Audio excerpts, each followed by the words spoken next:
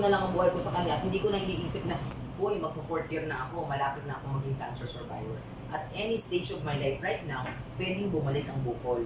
At kapag bumalik ang bukol, wala na dito yung thyroid gland ko natatanggalin, wala na siya Pwede na siya mapunta sa lungs, sa bone, marami na.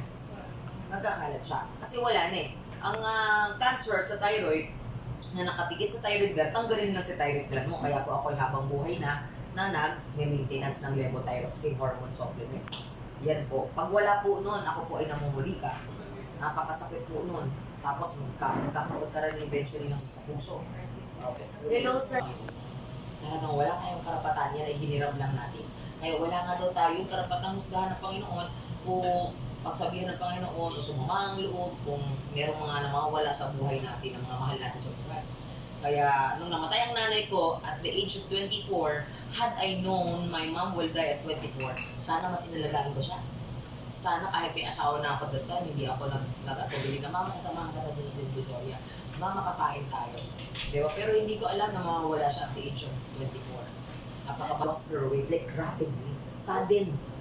So, malaki, kasi laki ko siya, malaki pa siya sa akin. Hindi naman siya chubby kasi wala siyang iba kundi blood pressure lang Tapos, high blood, hypertensive daw siya. Wala na siyang ibang sakit.